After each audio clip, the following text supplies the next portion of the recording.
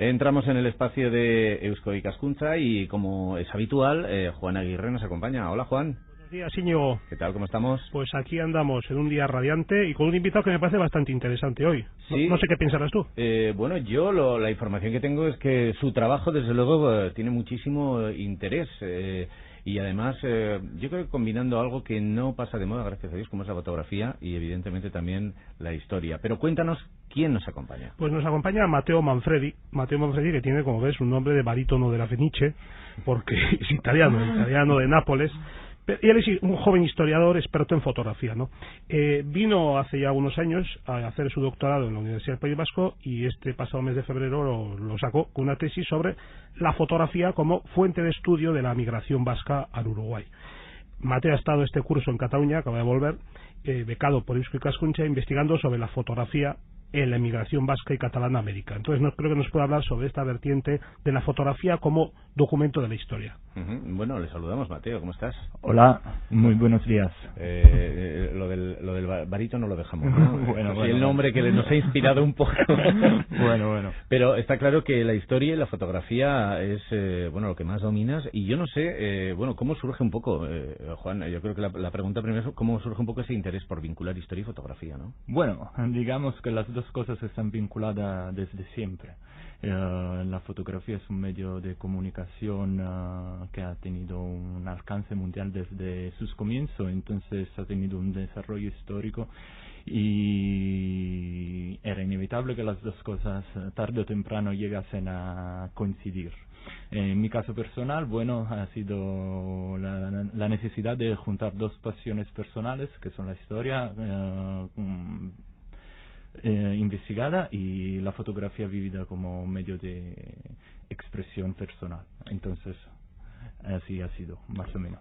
Buongiorno, Matteo. Buongiorno. Al final de la carrera que la hiciste ahí en Nápoles, hiciste una licenciatura sobre un tema que me parece muy interesante, ¿no? Que era la historia fotográfica de las revueltas del 68. Ahora, con motivo de los 40 años de mayo del 68, pues se han publicado en las revistas cantidad de reportajes y libros y tal. Y uno mirando todas estas fotos tan impresionantes, como las de Kudelka de Praga, ¿no? Las de Rey en París, uno se da cuenta de que, además de que se han convertido en iconos de la rebeldía, hoy muchas de esas fotos, ¿verdad? A la vez, no sé, a mí me da la sensación como que la fotografía se convierte prácticamente en la escritura de la historia, en un caso así.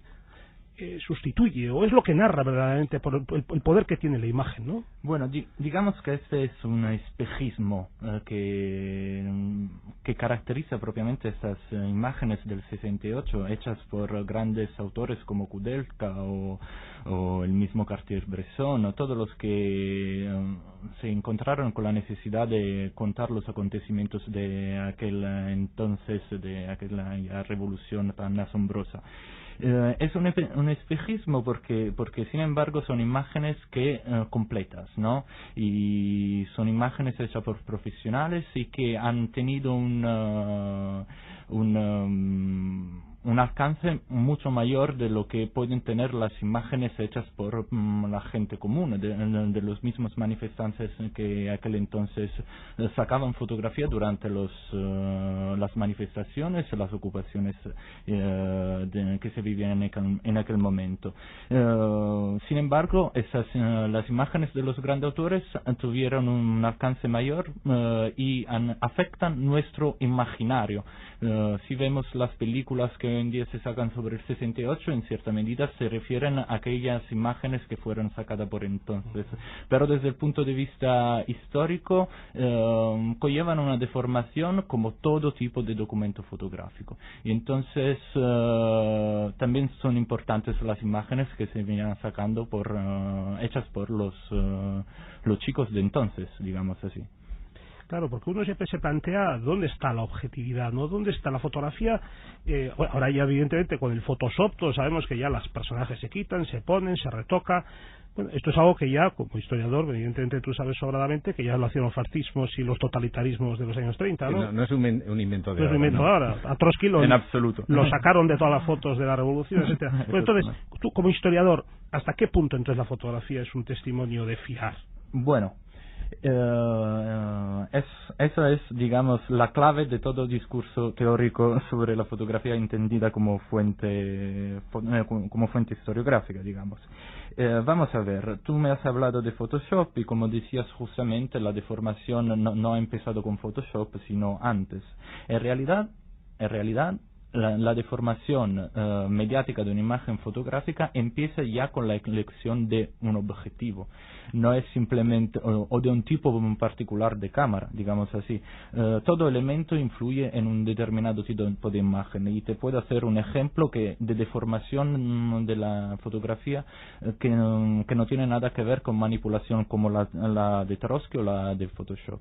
Y el ejemplo es la imagen que sacaron durante los acontecimientos del G8 en Génova, cuando fue matado el chico Carlo Giuliani por el policía, y todo el mundo conoció ese acontecimiento con una imagen sacada con un zoom que aplastaba toda la distancia que había entre el chico y el policía. Lo que se notaba era la pistola y el chico, casi enfrentados. Y era una imagen chocante, pero realmente deformaba la realidad, ¿no? ¿Por qué? Porque entre el chico y el policía en realidad había algo como 10, 15 metros. Entonces no había un choque tan impactante como el de la imagen. ¿Eso qué quiere decir? Quiere decir que a la hora de investigar una imagen, lo que el historiador busca es precisamente esta deformación, una deformación que merece ser interpretada, y eso afecta en realidad no solo la fotografía, sino cualquier tipo de documento histórico, como las cartas también. Es decir, una carta no es la realidad y tampoco lo es la fotografía. Lo que nos interesa es quién ha hecho esta carta, para quién esta fotografía, quién ha hecho esta fotografía y para quién ha sido sacada. Y a raíz de eso se puede. Juan, me parece además que es interesante incidir que estamos hablando de una tesis que has realizado, Mateo, basando en la fotografía de la migración vasca y también la catalana en Uruguay. Me imagino que esas fotos que se hacían también era una forma de informar, de contar cómo se estaba viviendo, ¿no? A los dos lados, ¿no? Exactamente. Digamos que yo no sé si se manipulaba también. Hay manipulaciones porque, digamos, el fin de la emigración era también el del éxito social y económico. Entonces, si no llegabas a lograr este éxito y tenías parientes que se habían quedado aquí y esperaban todos en este éxito, podías lograrlo de una forma virtual, aunque no tenías internet y cosas, tecnologías actuales. Entonces, ¿qué pasaba? Pasaba que solo hacía falta alquilarse un traje, un reloj, y te sacabas la foto como una persona honrada y holgada. La realidad es que este tema ha sido tratado en los estudios pioneros, digamos, sobre las relaciones y vinculaciones entre historia fotográfica y historia de las migraciones. Pero efectivamente hoy en día tenemos la posibilidad de ver que la fotografía ha desempeñado múltiples papeles en la historia de las migraciones, y lo que más es interesante que he podido encontrar en Uruguay ha sido el papel de la fotografía en la comunicación entre emigrantes y la gente que se había quedado aquí durante la guerra civil, y hemos rescatado impresionantes documentos de los bombardeos de Irún en Uruguay, por ejemplo. ¿Por qué? Porque, la información pasaba también no solo por los periódicos, sino por la fuente directa. ¿Quién era la fuente directa? Los parientes que estaban aquí. Y realmente eran asombrantes esas imágenes. Ahora, cuando has estado en Cataluña estudiando el tema de las visiones paralelas de la inmigración vasca y catalana, ¿has encontrado singularidades en las comunidades, en las distintas comunidades, tanto entre vascos como catalanes, o es más bien bastante común el uso de la imagen, etcétera? Bueno, vamos a ver. Desde el punto de vista, la investigación se desarrollaba en dos planos, ¿no? Por un lado, el aspecto familiar particular de la inmigración, y por el otro, el aspecto más bien público. Y desde el punto de vista familiar tenemos muchas similitudes, porque similitudes y diferencias.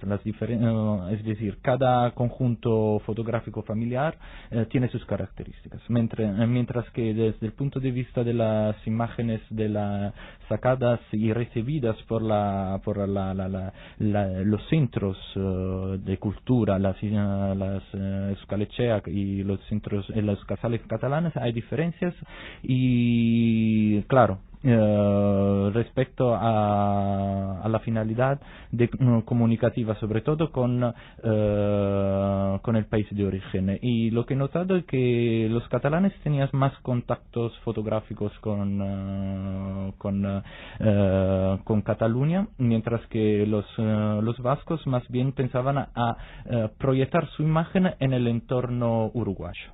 ¿Y a qué crees que se debía eso? Bueno, sin embargo, la necesidad del vasco de integrarse en una sociedad difícil, donde el elemento etnicista podía ser interpretado como una barrera a la integración, por lo menos en aquel entonces. Hoy en día la situación es muy diferente. De hecho, los vascos de hoy en día proyectan la imagen con orgullo de sus orígenes, porque vivimos en una sociedad globalizada en la que, digamos, nos integramos a través de nuestras diferencias. En cambio, respecto a los catalanes, puedo decir que más que nada tenían una vinculación política más desarrollada con Cataluña y llegaban muchas imágenes de acontecimientos principalmente políticos. Eso es más que nada. Oye, Mateo, y aquí la etnografía vasca nos ha mostrado, pues Barandiarán, los clásicos, que la fotografía en el área rural, la sociedad tradicional vasca, entró, bueno, pues como Europa, a finales del siglo XIX, se penetró y tal, y en los caseríos se hacían básicamente dos fotografías a lo largo de su vida, que era una el día de la boda y otra en el fallecido ya, en el hecho de muerte, con las bulas al pie de la cama para demostrar de que uno tenía acceso ya directamente al paraíso. Esto se daba también entre los emigrantes en América. Desde luego yo he visto muchas fotos en América del muerto, en fin, los muertos famosos, Zapata, Pancho Villa y tal, pero creo que en América también hay una tradición de esto, ¿no? Pues vamos a ver, en cierta medida esto ocurría en América porque justamente lo hacían emigrantes, entonces traían la misma tradición de sacarse la fotografía de boda de muertos que tenían aquí. Sin embargo, no eran las únicas fotografías y los álbumes y los archivos familiares más bien funcionaban como construcciones apologéticas de la historia familiar. Y en estos cabían muchas más imágenes que esas simples de principio y fin. Se nos acaba el tiempo, pero sí que me gustaría, Juan y Mateo, pues hacer hincapié en que Eusko Ikaskuntza está colaborando con los municipios vascos en la constitución de archivos fotográficos digitales, que me imagino, Mateo, que esto te puede dar mucho más trabajo. Bueno. Esa es una noticia muy buena para nosotros los historiadores, y he tenido la posibilidad de ver el archivo de Busturia, que es una iniciativa muy buena y que necesita rigor, pero fenomenal para nosotros. Perfecto, pues lo tenemos que dejar aquí, Mateo Manfredi. Muy bien, muchas gracias, Eskerrik asko. Juan Aguirre, un saludo y hasta la semana que viene. Adiós, Íñigo. Agur.